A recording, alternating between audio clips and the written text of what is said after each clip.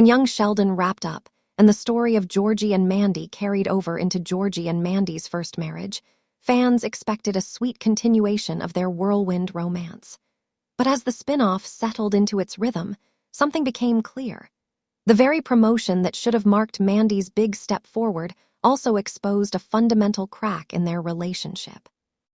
And after watching how things unfolded, the subtle glances, the awkward silences, and the way ambition collided with comfort, I've developed a new theory about why Georgie and Mandy's first marriage didn't last. It wasn't just about youth or bad timing. It was about identity, and what happens when two people grow at different speeds inside a marriage that started more from circumstance than from shared direction. 1. The power shift that nobody talked about. Mandy's promotion at the radio station seemed like a victory for both of them. Finally, she was being recognized for her talent, the quick wit, the confidence, the way she could charm listeners and keep a conversation flowing even when her co-host stumbled. But for Georgie, who had always been the provider, it quietly changed everything. At the start of their relationship, Georgie prided himself on being the responsible one. He dropped out of school, worked at Mima's laundromat, and later managed to carve out a modest but steady career selling tires. He wasn't brilliant, but he was reliable. And when Mandy got pregnant, reliability was his currency. That's why her promotion hit different. Suddenly, she was the one being recognized, being praised, being pulled into a future that didn't necessarily include the small-town simplicity Georgie built his world around. The show didn't spell this out directly, but you could feel it in the way he hesitated before congratulating her, or how he lingered too long on the idea that someone's gotta stay home with the baby. It wasn't jealousy, not exactly. It was a kind of quiet panic. Because for the first time, Georgie wasn't sure what his role was supposed to be. 2. Mandy outgrew their accidental fairy tale. Let's be honest, Georgie and Mandy didn't fall into marriage the way people usually do. Their relationship started with charm and chemistry, sure, but it accelerated because of the baby. By the time Cease was born, they were playing catch-up, trying to retrofit love and stability into a situation that had started out as chaos. Their marriage was less about planning a life together and more about surviving one that had already begun. And Mandy, who had been forced to grow up fast, always seemed aware of that fact. When her promotion came, it symbolized more than just career progress. It was her first step in reclaiming control of her own life. She had spent months being defined as Georgie's wife and Cease's mom. The radio station saw her differently. They saw Mandy as Mandy McAllister, a voice, a personality, a brand. And here's the thing. Once she got a taste of that autonomy, it became hard to go back. Georgie, meanwhile, still craved the comfort of their family routine, breakfast before work, late-night diaper runs, weekends at Mima's. He didn't see the trap in that. To him, stability meant success. To her, it meant standing still. That's why I think the promotion didn't just reveal a power imbalance. It reminded Mandy that her life had veered off course. 3. Georgie's insecurity was never about Mandy's success. If you go back to Georgie's character roots in young Sheldon, his whole arc was about trying to be taken seriously. He was the kid who was never quite as smart as his brother, never quite as polished as his mom wanted, but who hustled harder than anyone else. So when Mandy started to thrive, it didn't just make him insecure about money or attention. It made him feel like he was slipping back into that old pattern of being the one left behind. The irony is that Mandy never judged him. She didn't want him to be rich or powerful.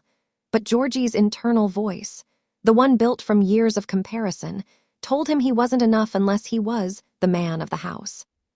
That's why his reactions to her success were often passive-aggressive instead of outright jealous. A snarky comment here, a withdrawn silence there. He didn't want to sabotage her, but he couldn't help feeling like her glow cast a shadow he didn't know how to stand in. And slowly, that shadow became the emotional distance neither of them could bridge. 4. The town that trapped them. Another subtle element the show handles beautifully is how Medford itself becomes a third character in their marriage. The small town setting, comforting, familiar, predictable, represents Georgie's anchor but also Mandy's cage. Her promotion began introducing her to people outside Medford, to opportunities in bigger markets, to possibilities Georgie couldn't imagine himself fitting into. He'd joke about fancy people in Dallas, while secretly dreading that one day she might actually become one of them. There's a heartbreaking realism to that. Many small-town couples face the same tension. One person starts to dream beyond their zip code, while the other clings to the life they've built together. It's not about love fading, it's about context changing. Mandy's ambition wasn't the villain. The villain was the mismatch between what each of them needed to feel fulfilled. 5. The baby that bonded and divided them. Cease was both their miracle and their burden. Every time Georgie held her, you saw the pride. This was his family, his proof that he'd done something right. But for Mandy, motherhood was layered with guilt and longing. She loved her daughter, but she also wanted to be more than just a mom. That's why her promotion carried so much emotional weight. It was her first chance to prove she could juggle both worlds. And while she could, Georgie couldn't keep up. In one episode, and I think this was one of the most telling moments, Georgie complains about how little time they spend together, and Mandy replies, "You wanted a strong woman, Georgie. Well, this is what she looks like." That line sums up their entire dynamic.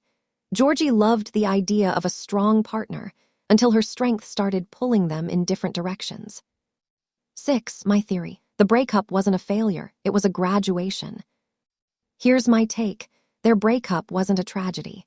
It was the natural evolution of two people who helped each other grow, just not in the same direction. Georgie learned responsibility and commitment. Mandy rediscovered her independence and voice. They didn't destroy each other.